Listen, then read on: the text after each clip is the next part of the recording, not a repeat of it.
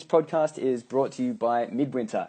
These guys were a startup, an entrepreneurial startup some 10 years ago, way before it was even cool to be a tech startup, and have since then gone on to win every single award year after year after year when it comes to financial advice software. I use them. I know a lot of people that have, and if you haven't already jumped onto the new way of doing business, which is all cloud-based and API, so it all talks to each other, then go look at yourself in the mirror and sort yourself out and go get Midwinter. Let's get started. There are people still going to jump in, but just for everyone watching, there's a chat section.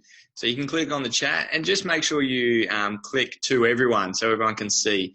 And throughout the interview, feel free to just throw out questions for Ian, and we'll get to that towards the end. We'll do a Q&A session. I don't know if anyone else can see Ian and is getting thick by him moving around his computer, but I am. The tour of the Suitebox office. Sat down. I don't know if anyone else can see that. So just a quick update. We're super excited. The XY Advisor team got together in Sydney last Friday and Saturday, working through the weekend. And we're just planning what we're doing over the next 12 months. And we've got some really exciting stuff coming out. And we're excited to tell you. And I was pushing the guys so we could talk about it today, but they've put the brakes on and said, hold up, let's make sure we get it good before we can kind of start pumping it out there. So we'll hear more about it over the coming month. And we're just really excited because what we're doing at XY Advisor we're just building a community for advisors to seek, share and discuss valuable information that concerns the industry and concerns you as an advisor or in the advice community.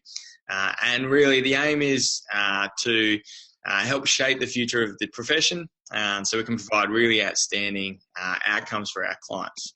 So that's really what we're all about, and we're kind of trying to do that better over the next 12 months, and we will do it better over the next 12 months. And to kind of start off our interview, we've got Ian Dunbar. I know plenty of people are really excited to hear about what you've got to talk about.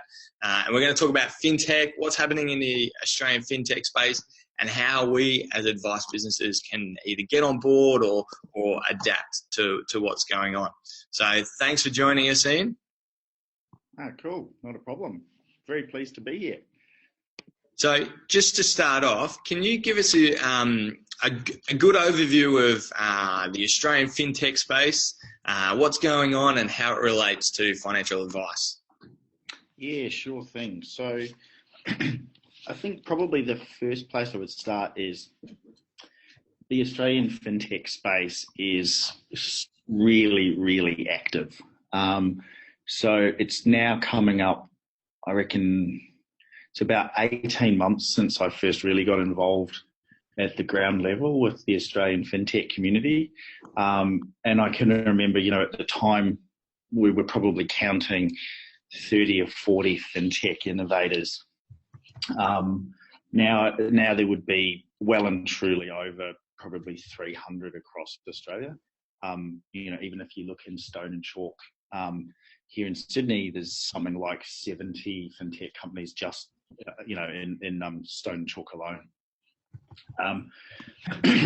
I think that in the space that's really relevant to financial advice, I really see probably a couple of really important trends. So the first one is we've been through the first wave of robo-advice launch, which people I'm sure have all heard so much about. It's never not in the press these days. So again, if you go back to the beginning of last year, the very first kind of Australian robo-advice providers had been launched with StopSpot. That number grew really quickly last year, this year. Some of the robo-advice providers have now vanished. But I think that the main thing is you're starting to see a really rapid maturing of that part of the industry, starting to become very focused on B2B as distinct from direct to consumer. So you've got providers out there like Ignition Wealth, for example, who've got very much a B2B strategy. We've seen a lot of the more major players start to deliver kind of robo-like technology as well. Midwinter, for example, doing a lot around the digital advice space. So really rapid maturing of that space. The second area that I'd touch on is the growing use of data aggregation. So a number of people, I'm sure, are probably familiar with the likes of Yodlee or EYs. And that, these are the technologies that enable us to do that scary concept of a thing called give the provider our usernames and passwords to our various financial services accounts, goes away, grabs the data, aggregates it, builds a balance sheet, builds a expenditure patterns, builds your sort of personal financial planning profile. Again, that's now been in Australia for a couple of years. You've got the likes of My Prosperity, you've got Money Brilliant, you've got MoneySoft, Pocketbook, etc. That space is really maturing quickly as well. And what's really important there is it's not the aggregation of the information itself, it's what the fintech providers can start doing with it.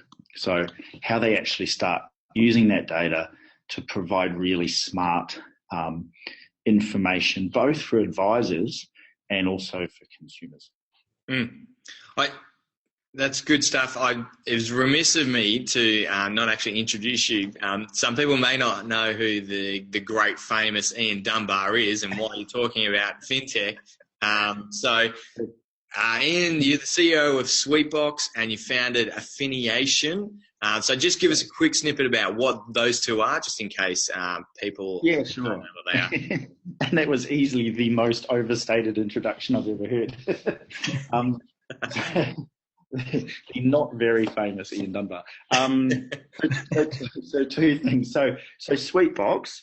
Suitebox is a New Zealand-based tech company that I took over as CEO of earlier this year. I'm not the founder, but I am one of the major shareholders and now CEO. And Suitebox is all about delivering a video-based engagement channel between professionals, so it could be advisors, mortgage brokers, accountants, etc., to their clients. And really importantly, to create the distinction, for example, with Zoom that we're on at the moment, Suitebox is all about bringing other capabilities into that, online meeting space, such as being able to edit and manage documents, digitally sign documents, have documents witnessed very shortly, all about creating that kind of fully digital transaction process. Affiniation, which no one can ever pronounce because we made the name up, was a network of fintech providers in Australasia that I set up at the beginning of last year. And it was all prompted from the fact that at the time, really we had so much focus and so much attention on fintech that was coming out of the US. People would talk all the time about Wealthfront and Betterment and whatever it might be. And in Australia and New Zealand, we didn't really promote or talk about the companies that were in our own backyard.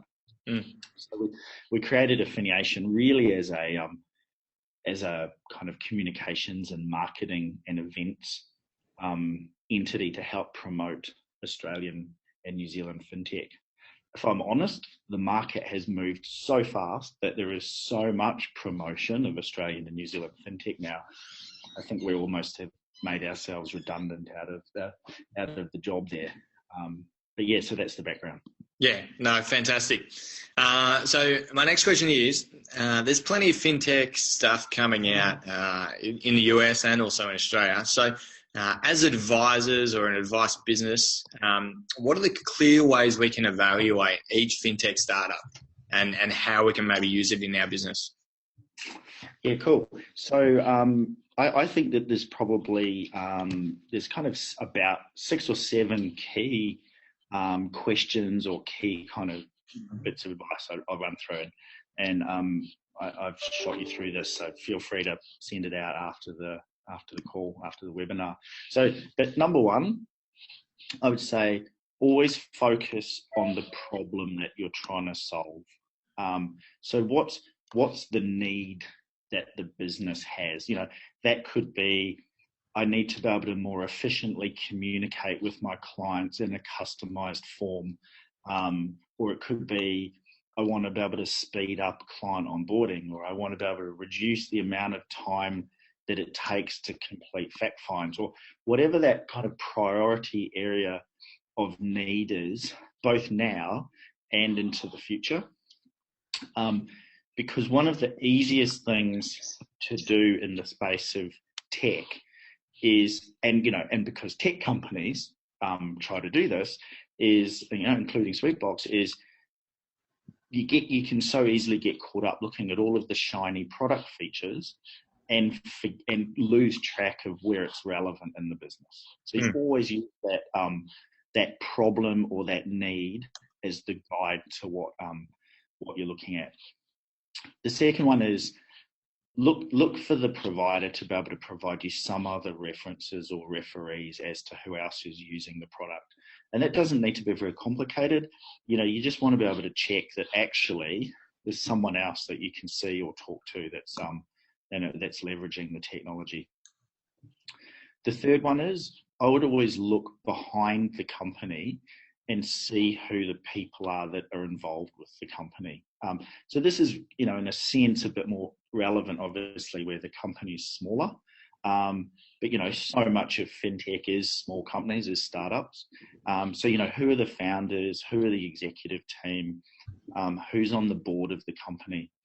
And, broadly, I would say the more that you can see some depth of expertise and people with reputation there somewhere, you're de-risking to some extent the possibility that the company may not survive. Number 4, what's the service and support model?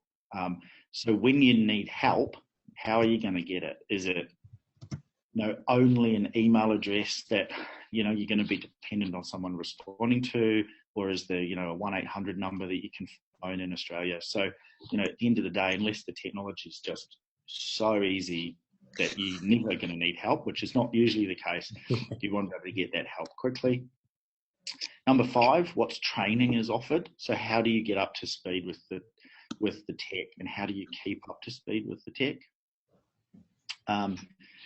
Number 6, ask the question, where's the data held, and how do you retrieve it if you move away from that provider, and importantly, if you cancel your subscription? So, the vast majority, if not all, of fintech innovation is being built on the cloud.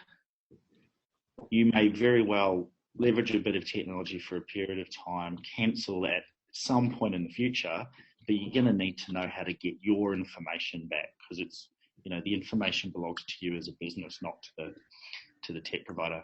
And the last one that I would highlight is, how easily can the technology be integrated or come integrated with other parts of your business workflow? Because what you don't really want to do is end up with big, complicated technology projects that most small businesses aren't equipped well to run, trying to get information and data flowing between different technologies that you use. Yeah, we talked about this the other day, that for me as a small business, I love the idea of being able to pull in and out technology. And so for me, that's one of the high importance, is being able to plug into other software that I'm currently using. And just for everyone who's watching, Ian's kindly written up those 7 points for us, so we will kind of email that out to you. And he's got his beautiful Suitebox branding, which I love. I've seen Naomi sell in the chat box. Ian's selling Suitebox, which is great. I'm loving it. Out of those 7 things that you've just talked about, if we could rank like 1 or 2 things as kind of the most important, what do you find the most important? I would say the most important is, how do you how do you learn how to use the technology, and how do you get support from that technology if you need to be able to do something? So I'll just take an example. You deploy a cloud-based CRM system that you're primarily going to be using to manage client leads and contacts and kind of content-led marketing. And sometimes that can be complicated, and you want to know that you're actually going to be able to, get hold of them, attend webinars, find answers quite easily. Because in my view, where you don't really want to end up is going, okay, now I'm going to have to go and pay an industry consultant really to just help you get the best of that technology at that kind of slightly kind of more entry level. Yeah, great. So the next thing is, what are the 3 top either fintech tools or engagement tools that you're liking at the moment that you think is ready to go for advisors to maybe look at using other than Suitebox? Because I know that's number 1, of course. I just hold a little sign up going. Yeah, that's right. So I think that there is the 2 areas that I think that are now maturing really quickly in Australia, and I think are going to become really interesting for people to use. And one of them is going to depend a little bit on the business model of the advisor. But there's lots of really great innovation around account opening and onboarding and the capturing of client information. So all of that space that involves a lot of manual process. There's some great technology that's out there right now. So, for example, I would encourage people that particularly are doing a lot of stuff in the SMSF space, where SMSF, account opening and deeds and all that sort of stuff are part of the business. Go and have a look at Lab Group. So Lab Group, as far as I'm aware, are the only player in Australia that have actually automated account opening all the way through the process for a self-managed super fund, including verification of the deed information. So I think that's pretty exciting. By the way, all these ones I mentioned, I have no conflicted involvement in, so you can shoot me later if you don't like it. Yeah, that's right. Yeah. Yeah, the other, so account opening and that verification KYC, again, depends on the business model, right? The second one I would really encourage, the second space I would really encourage people to have a good hard look at is have a look at My Prosperity and some of the similar products in the market. But the reason I really like My Prosperity is My Prosperity is doing the aggregation of the account information. They are really importantly taking the value of that beyond budgeting. So hopefully no one from Money Brilliant or Money Stop watching. But in my view, if you just go to budgeting, you lose the point. Most people don't like budgeting tools. You have to deliver value. And really importantly, so My Prosperity, they now have $10 billion of assets being tracked, $1.5 billion of liabilities, and they're now working on some open architecture integration to various platforms so that you can actually use that data and then start to link it straight through into your client's portfolio. So definitely have a look at them. And then the third space is there is some great tools coming out around portfolio management and portfolio construction, if that's a space that you operate your business in. And the one I really like there is ThinCast. So it's going to appeal more to businesses that want to manage more of that portfolio construction, but some great tools there around portfolio management. No, that's fantastic. ThinCast, I haven't heard of 2 of those, so it's always good to kind of, I always like keeping my eye on what's going on, so it's great kind of hearing 2 tools that I haven't heard of. So the last question from me before I kind of throw it over to Adrian, what are some things, 1 or 2 or 3 things that advisors can kind of walk away and implement today or in the next week or in the next month that you think is important for their business? I would say, I'm not necessarily going to pick a piece of technology, but I think that one of the really practical areas out there right now is how you're managing your CRM and how you're managing your leads and your client contacts. And there's some really great technologies that are developing in that space. I'm not sure I necessarily know which ones are the best, but if you look at Practify, they've done some great stuff on the top of Salesforce. Advisor Intelligence, I know has been a bit delayed, but they've built up CRM on the top of Sugar. Midwinter's bringing out a lot more capability in that space.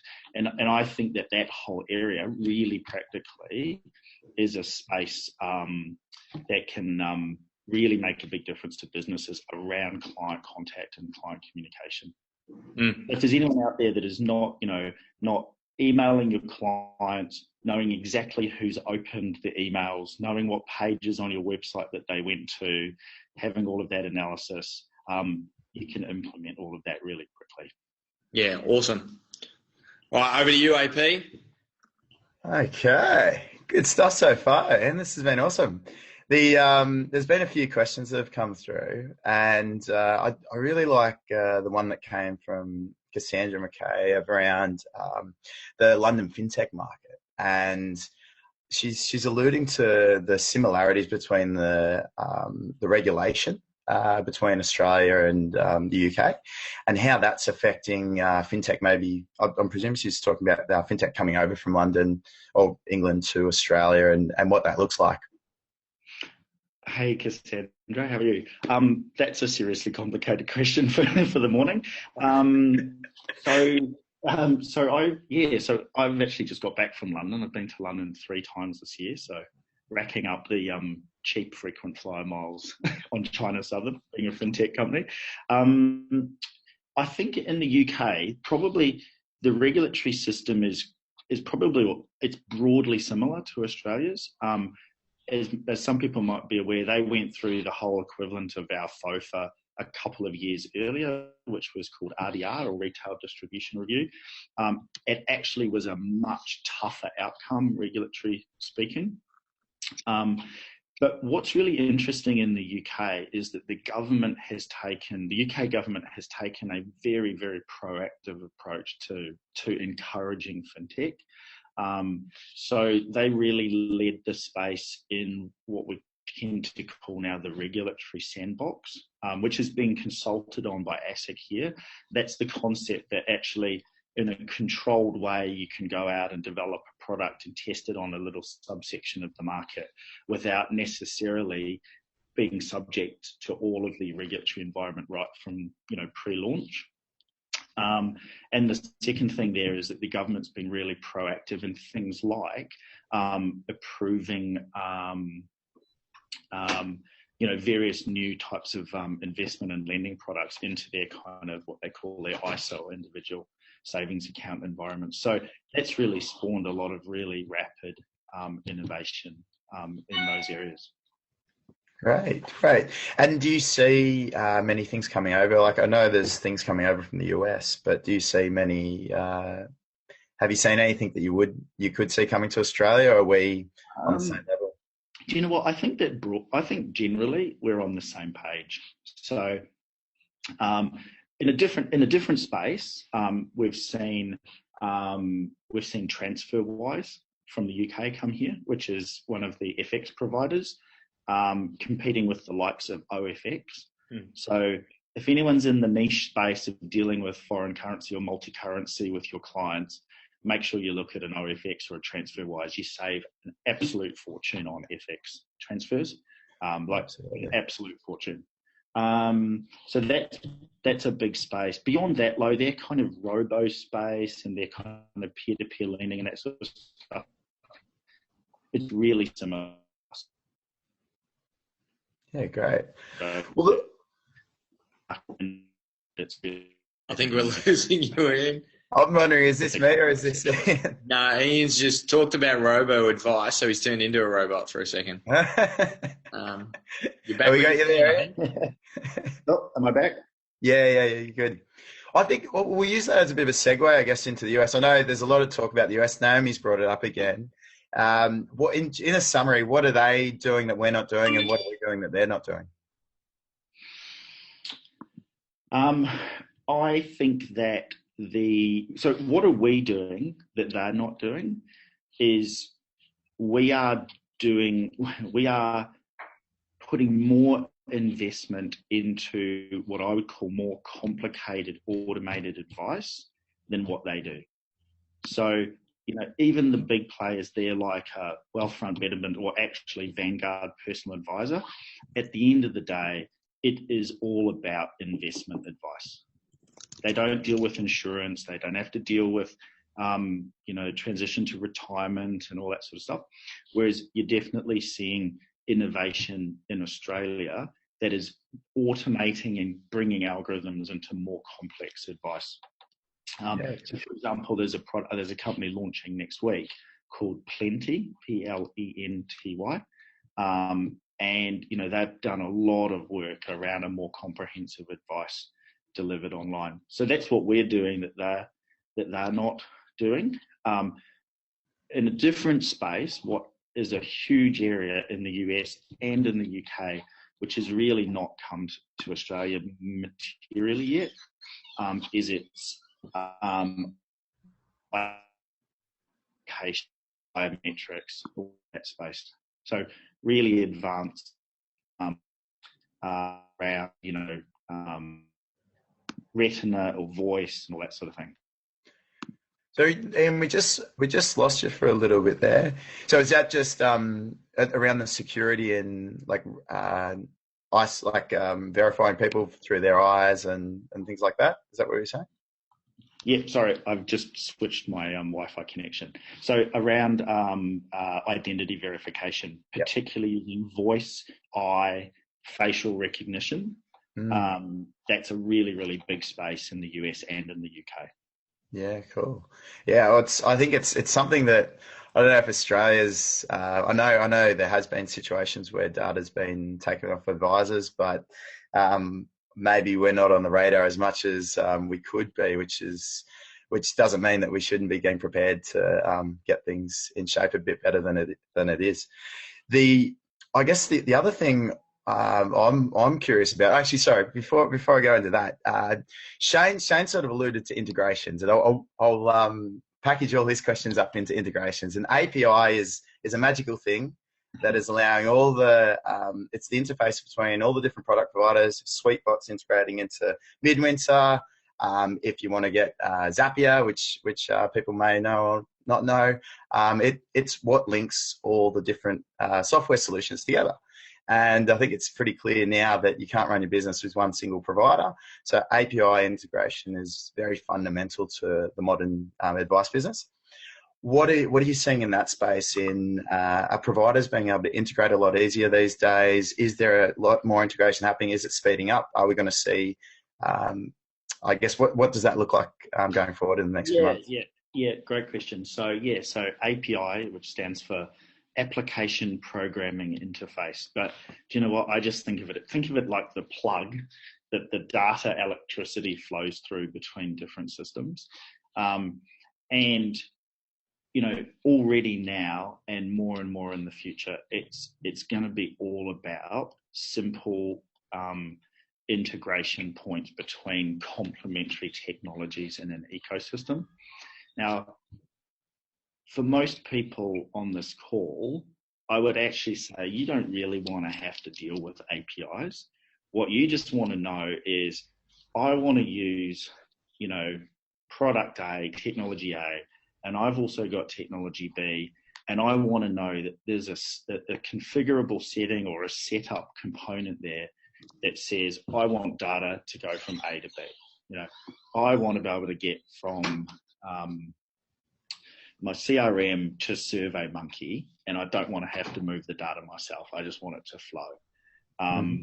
So so I can see Shane saying there's no such thing as simple integration, and that is so true, right? So if you actually find yourselves in that world where you're going, okay, I've got to start working out how this integration actually works, then actually you're kind of going into the space that you don't want to have to be in. You want to have your different tech providers deliver that integration capability to you. Well, I've just posted in Zapier or Zapier. I don't know how it's pronounced properly. Yeah, but I look at Zapier as God, and because it can integrate with everything. I'm going to summarize. We had a question there from Glenn as well, and what I'll summarize that question as to save you from getting yourself into trouble in the industry, and is if you don't integrate, will you die going forward in the current technology? Just about to get myself in trouble in the industry. In my view, in the end, if you don't integrate, you will die, but death can take a really long time. Because there are big vertically integrated technologies that will dominate for a long time, but in the end you need to be able to bring together best of breed. You don't always want to have your mail tool and your CRM and your advice technology and your social media tracking or whatever. You want to know that you're using the best, and you don't want to end up with big kind of vertically integrated stack that's hard to optimize. But these things take time. It's not like that's going to be the case in the next couple of years, but it will go that way. So I'll take that as a yes. Thanks, Ian. I'm now just in trouble with all of those vertically integrated. No, I agree. Things take time. It's the users, advisors not everyone's moving quickly, so things will continue as they are until people do move. One thing that I'm really curious about, and this is my personal question around, has B2C failed in terms of the automated advice space? And is the future only through B2B, or are there players actually finally nailing it? I know you got Acorns out there. That's probably a good example of B2C. But if you look at the US and Australia in terms of B2C, it's been a struggle. So great question.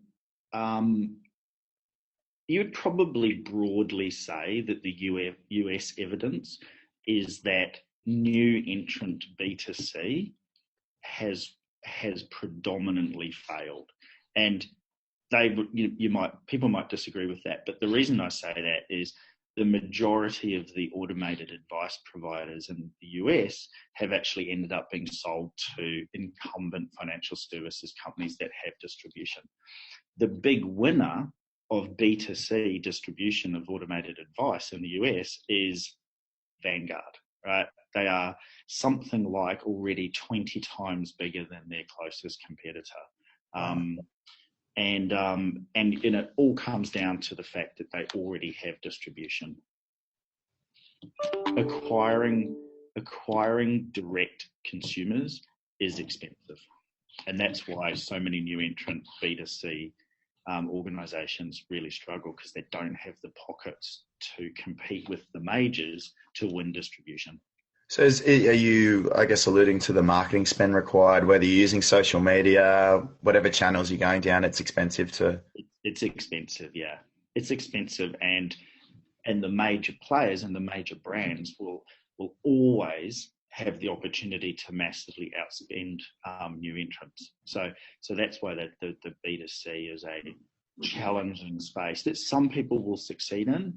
But, if I look in Australia, right, you've probably got 10, 12 automated advice providers, new entrants. None of them have got particularly deep pockets to compete in marketing spend. How are they all going to compete ultimately with the majors when they get their, when they kind of get their position straight? Yeah, I guess that's a really good point around the expenditure in Australia, and in terms of the big four, so to speak, or big five or six, depending on how you put it. Are they going to become? Obviously, they're trying to roll out things that are going to continue to capture their already captured market and keep them in in-house. Are they going to be rolling things out that are going to be, I guess, more open architecture? Are they going to be forced to do that over time because they have invested in these great systems? They've got the biggest pockets. Are we going to, will the IFA market see, will the more independently minded advisor see this come from the big end of town to the smaller end of town? Or look, you're definitely going to see the big end of town innovate and mimic and potentially buy. And we're already seeing that, right, with Macquarie and with, some stuff that, NAB's rolled out, etc. So that will definitely occur. It could be a purchase strategy, or it could be a replication strategy, or in-house strategy. Whether they become very open architecture, I'll have to wait and see, to be honest. It's, in my view, it's not generally in the DNA of large corporates to be particularly open architecture. Having said that, Macquarie's robo product is, somewhat open architecture. So, yeah, it's going to be an interesting wait and see to see what happens in that space. Cool. Okay. Well, everyone, there's still a bit of time for questions. Phil's probably going to jump in with couple of things on his mind, I think. But if anyone's got any other questions, just jump them in, throw them in the chat box there. And Ian's been able to fielding them like a champ, so I'm sure he can deal with a few more. Yeah, Ian, let's answer a few of Shane. Shane's kind of allowing you to do a product vlog, and Adrian's been blocking him like a champ. So I will ask really quick answers. Is Suitebox ever going to go from one-to-one meeting to one-to-many? Maybe not a webinar style, but maybe like a bring your financial advisor, your accountant, your lawyer in the one meeting? Thank you, Shane. I did not sit down to answer these questions. The answer is yes, and it gets released in 2 weeks. Perfect. And are you looking at integrating with the X plans of the world? I'm sure you'd love to, but how far are we there? The answer is yes. We're integrating into X Plan's 2.1 version, 2.21, I should say. But it will actually come out in 2 phases. So the first phase will come out at the end of December, and the second phase will come out in Q1 next year. Perfect. And if anyone's, sorry, say that again. Sorry, Naomi. If anyone's got any more questions about Suitebox, Ian will put in his mobile phone number, give him a call, and if you got any questions, just hit him up. I know Ian's more than happy to take a phone call to answer any questions you have. So that's probably enough for the product vlogs. So thanks, Shane. I'm sure Ian kind of hit you up beforehand to say throw some questions out. Hey, Shane's an advisor. He's got to make some money somehow. That's right. So I just want to say thanks, Ian, for coming on board. It's been a great session, talking about what the future of advice may look like, and how we're going to bring in some tools to help us do what we're doing, and maybe take away the kind of more cumbersome tasks and the high cost tasks, really, and we can maybe use robots to take over those. Bill, I'm gonna jump in there just because there's a really good point that's been, because we still do have a little bit of time. There's a really good point that Mark's brought up, and I think it's about electronic signatures in general. I saw something coming out the other day about some legal actions are starting to occur around that space, and because it's only been within the last year that's really starting to make it to the mainstream. A lot of the product providers are starting to allow electronic signatures. Yeah. I know you guys have electronic signing inside Suitebox, which when captured by video, it's pretty powerful in court. Is there issues with just, for example, DocuSign, where you're just sending it off on email, they're printing it in, you're getting all the timestamps, you've got the email correspondence. A lot of people are probably, because you're getting mixed messages from different providers, different licensees around how legal things are.